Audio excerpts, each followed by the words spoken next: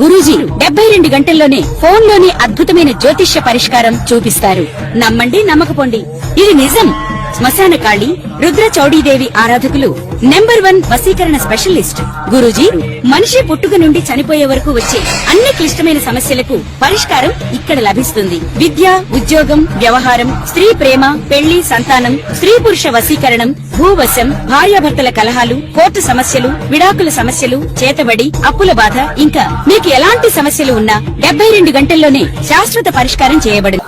ఓం మహాగణాధిపతయే నమః. ఓం గురుభ్యో నమః. ఓం శ్రీమాత్రే నమః.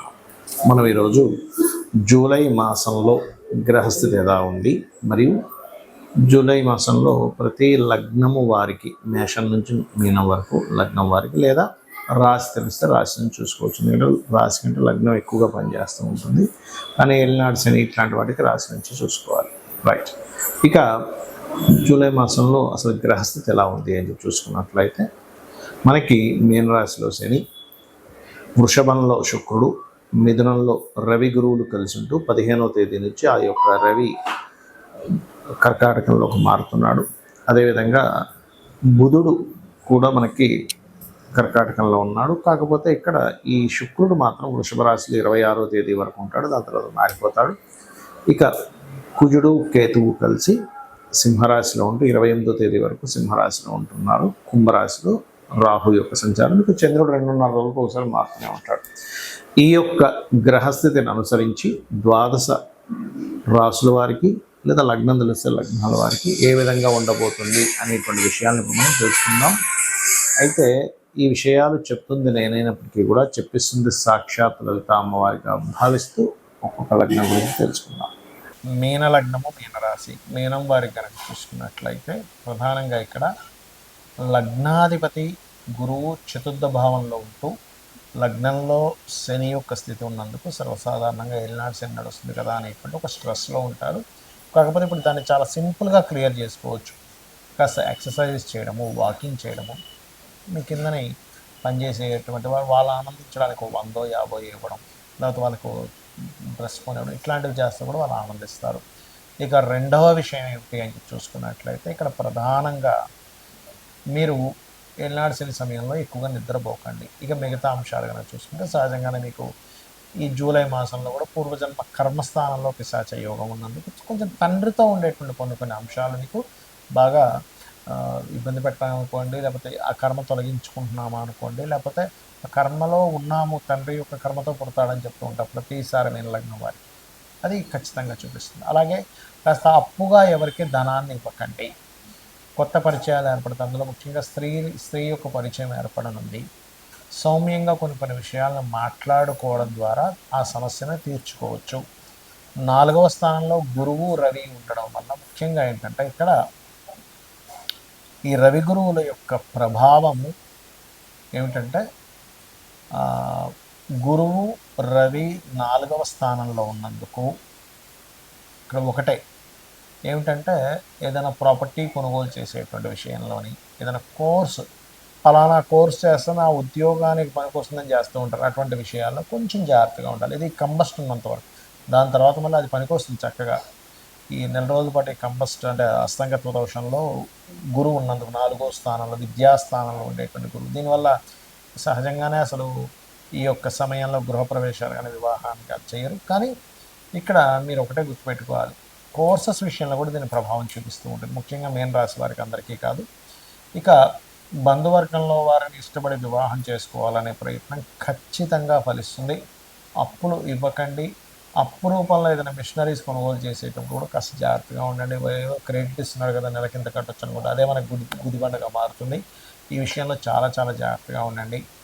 మరియు మరొక విషయం ఏంటంటే, ఇక్కడ చేస్తున్నటువంటి ఉద్యోగ సంబంధించిన విషయంలో మార్పులు చేర్పులు ఉంటాయి, ఉద్యోగ అవకాశాలు కూడా వస్తాయి. విదేశాలకు వెళ్ళి అక్కడ ఏదైనా బిజినెస్ చేయాలి, ఉద్యోగం చేయాలనుకునేటువంటి వారికి అనుకూలంగా ఉంది. కాకపోతే ఇక్కడ ఇన్వెస్ట్మెంట్స్ విషయంలో ఈ 2వ స్థానంలో ఉండే కుజుడు వెళ్ళి కేతుతో ఉండి ఆయన 12వ స్థానాన్ని లగ్నంలో ఉండే శనిని చూస్తున్నాడు కాబట్టి కాస్త శ్రమ ఎక్కువగా ఉంటుంది. ఇక మీరు నిత్యము చేయవలసిన దేవతారాధన, రాజరాజేశ్వరి అమ్మవారి యొక్క ఆరాధన, విష్ణు సహస్రనామాలు వినండి, అన్ని విధాలు బాగుంటుంది. చాలామంది రెండు రకాల భయాలు ఎక్కువగా పెంచుకుంటారు. ఒకటి ఏలినాటి శని, అర్ధాష్టమి శని, అష్టమ శని అనే శని ప్రభావం. రెండోది కాలసర్ప యోగం. ఇక్కడ ఒకటే గుర్తుపెట్టుకోండి, కాలసర్పము యోగం అనేటువంటిది ఏదైతుందో జన్మజాతకానికి అసలు అప్లై చేయకూడదు. అది కాలంలో జరిగే అంశాలు. ఇప్పుడు చూడండి, కాలసర్ప యోగంలో ఉన్నందుకే యుద్ధాలు కానివ్వండి, విమాన ప్రమాదాలు కానివ్వండి, ఇటువంటి వాహన సంబంధించిన ప్రమాదాలు కానివ్వండి, లేకపోతే మనకి మీరు గమనించినట్లయితే కొన్ని దేశాల మధ్యన కానివ్వండి, సునామీలు కానివ్వండి, కరోనా ఇట్లాంటివన్నీ కాలసర్ప యోగంలో వస్తాయి. అంటే కాలానికి ఈ దేశానికి ఇలాగా అని చెప్పడానికి మాత్రమే. కేవలం నాకు సహజంగా ఉండే సర్పదోషాలు వాటికి కూడా పెద్దగా టెన్షన్ పడకుండా రావి చెట్టుకి ప్రదక్షిణం చేసుకోవడము, అక్కడ ఉండేటువంటి సర్పాల మీద పాలు లేనట్లయితే పసుపు నీళ్ళు వేయడం, లేదా సర్ప ప్రతిష్ఠ చేసుకోవడం ద్వారా ఖచ్చితంగా తొలగిపోతుంది. అంతగా భయం వేస్తుందండి, నాకు కాలసర్ప యోగం వల్ల ఆగిపోతున్నాను, మీకు ఇన్నర్ ఫీలింగ్ ఉంటే కాళహస్తికి వెళ్ళరండి. ఈశ్వరానుగ్రహం ఉంటే ఖచ్చితంగా ఏ దోషమైనా పోతుంది.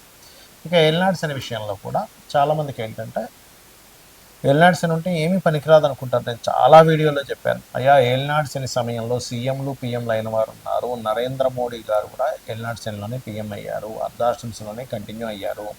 మోడీ గారి దగ్గర నుంచి మనకి చంద్రబాబు నాయుడు గారు, స్వర్గీయ ఎన్టీ రామారావు గారు, జగన్ గారు అందరూ కూడా ఏలినాటి శనిలోనే సీఎంలు పిఎంలు అయిన వాళ్ళు అని చెప్పి. కాబట్టి ఈ ఏలినాటి శని గురించి పెద్దగా మీరు భయపడకండి, కేవలం స్లో అవుతుంది. మనం దాన్ని ఇంకొంచెం ఎక్కువ పెట్టుకునేసరికి దీనివల్ల అవ్వట్లేదేమో అన్నదే మైండ్లో పెట్టుకొని తిరుగుతూ ఉంటాం. దీనికి ఏమీ లేదు, చక్కగా గోవుకి బెల్లం తినిపించడము, అదేవిధంగా కాస్త శ్రమించడం, ఎక్కువ నిద్రపోకుండా పోస్ట్పోన్ చేయకుండా కింద స్థాయి వాళ్ళని గౌరవించడం చేస్తూ ఉంటే ఏలినాటి శని ప్రభావం తగ్గుతుంది. ఎందుకంటే కార్మికులకి కర్షకులకి కారకుడు. ప్రధానంగా మనం చూసుకోవాల్సింది ఏంటంటే, మన జన్మజాతకంలో లగ్నము నుంచి 12 భావాలు ఎలా ఉన్నాయో చెక్ చేసుకోవాలి. ఎదగలేకపోతున్నాము, శరీర సౌఖ్యం లేదు, శారీరకంగా కష్టమే ఉంది కానీ సుఖం లేదంటే మీ లగ్నం ఎక్కడో పాడైందంటే మీ లగ్నాధిపతి ఎలా ఉన్నాడో చెక్ చేసుకోవాలి. ధనం రావట్లేదండి, ఎంత ప్రయత్నించినా ధనం విషయంలో చాలా ఇబ్బందిగా ఉంది అనుకునేప్పుడు మీ ధనాధిపతి ఎలా ఉన్నాడో చూడాలి. మీ ధనస్థానాధిపతి గనక పాపకర్తెరలో ఉంటే, అది ఏ పాపకర్తెరలో ఉందో దానికి సంబంధించిన రెమెడీ చేసుకుంటే, దానం ఇవ్వడమో గ్రహానికి దీపారాధన చేయడం ద్వారానో పెరుగుతుంది. లేదా ఇంట్లో ఒక్కోసారి ఉత్తర భాగంలో దోషం ఉన్నా సరే ధనహీనత వస్తుంది. అంటే ఉత్తరంలో కంప్లీట్గా వైట్ కలర్, నేను చాలా ఇల్లు వాస్తు చూసినప్పుడు వాళ్ళకి ఉత్తరంలో రెడ్ ఎల్లో కలర్స్ ఉండడం, లేదా ఉత్తరంలో బాత్రూమ్స్ ఉండడం వల్ల కూడా వాళ్ళకి దోషాలు ఏర్పడ్డాయి. అది మార్చినప్పుడు వాళ్ళకి అక్కడి నుంచి మళ్ళీ ధనం రావడం జరిగింది వాళ్ళ ఇళ్లలో. అలాగే మరొక విషయం ఏంటంటే, ఇక్కడ మీకు సిబ్లింగ్స్తో పడదు కొంతమందికి, ఎందుకు 3వ స్థానం పాడైంది. సో ఎవరితో ఏ బంధువర్గం ఉందో వాళ్ళతో పడదు, దానికి సంబంధించిన విషయంలో కొంచెం జాగ్రత్తగా ఉండడం, వాళ్ళతో కాస్త మెదులుకోవడం చూసుకుంటున్నారు. అదేవిధంగా కొంతమంది ఫలానా చదువుతున్నామండి కానీ నాకు ఎందుకు ఆ చదువు కలిసి రాలేదంటారు. అంటే ఏమిటి, మీ ధనాధిపతి వేటి మూలంగా దానికి సంబంధించి చదవడం మంచిది. అంటే మీకు రవితో ఉన్నాడు, అప్పుడు ఏంటి, మీరు మెడికల్ రంగాలు, చంద్రుడితో ఉన్నాడు ఫుడ్ రిలేటెడ్ లేదా ట్రాన్స్పోర్టింగ్ రిలేటెడ్, గురువుతో ఉన్నాడు టీచింగ్, బుధుడితో ఉన్నాడు బిజినెస్ మార్కెటింగ్, ఇట్లా ఒక్కొక్కటి.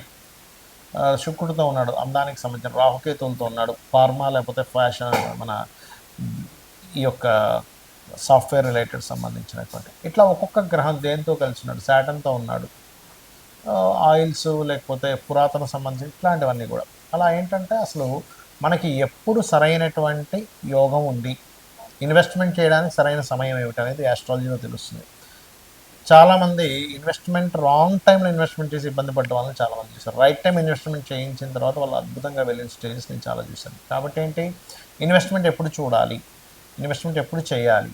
రాంగ్ టైం ఇన్వెస్ట్మెంట్, రాంగ్ టైంలో మ్యారేజ్ చేసుకోవడం వల్ల కూడా ఇబ్బంది వస్తూ ఉంటుంది. రాంగ్ టైంలో మనము గృహ నిర్మాణం ప్రారంభిస్తాం, అది ఆ సంవత్సరం కరెక్ట్ కదా, అలాంటి నెక్స్ట్ ఇయర్ చేసుకోవడం, లేదా ఒక 3 నెలల తర్వాత ఉంటుంది. అలా ప్రతిదీ కూడా ఇన్వెస్ట్మెంట్ దగ్గర నుంచి, విదేశాలు వెళ్ళడం దగ్గర నుంచి, గృహ నిర్మాణం దగ్గర నుంచి, అదేవిధంగా వివాహం చేసుకోవడం దగ్గర నుంచి అన్నీ కూడా మన జ్యోతిష్ శాస్త్రంలో ఫలానా టైం ఈజ్ పర్ఫెక్ట్, మహాదశ అంతర్దశ కరెక్ట్గా యోగిస్తుంది ఇక్కడ, లేదా గోచారం యోగిస్తుంది. ఈ రెండిట్లో ఏది యోగించకపోయినా ఆ టైంలో మనం ఆ యొక్క శుభకార్యాలు కానీ, మనకి లైఫ్లో పనికొచ్చేటువంటిది కానీ, లాభం వచ్చేటువంటిది చేయడం వల్ల ఎటువంటి లాభము ఉండదు, గుర్తుపెట్టుకోండి. ఇక మీరు చేయవలసినటువంటి దేవతా ఆరాధన ఏమిటి అని చెప్పి చూసుకున్నట్లయితే, ముఖ్యంగా మీరు చేయవలసినటువంటి దేవతారాధన, ఎవరైనా సరే మీ పంచమాధిపతి మీకు రుణ రోగ శత్రుత్వాలను తగ్గిస్తుంది పంచమాధిపతి ఆరాధన చేసినట్లయితే. లేదు రోజు ఉదయం సాయంత్రం లలితా అమ్మవారిని నమ్ముకోండి, లలితా సహస్రనామాలు లేదా మీ ఇష్టదైవాన్ని ఎవరినైనా సరే ఉదయం సాయంత్రం పూజ చేయండి. ఖచ్చితంగా మీకు ఎటువంటి గ్రహస్థితి ఉన్నా, ఆ గ్రహస్థితి కూడా మనం పూర్వజన్మల్లో చేసుకున్న కర్మ వల్ల వస్తుంది కాబట్టి ఎటువంటి గ్రహస్థితి ఉన్నా సరే ఆ అమ్మవారు తొలగిస్తుంది, మీకు ఆనందదాయకమైనటువంటి జీవితాన్ని అందిస్తుంది. అందించాలని మనస్ఫూర్తి కోరుకుంటూ శ్రీమాత్రే నమః.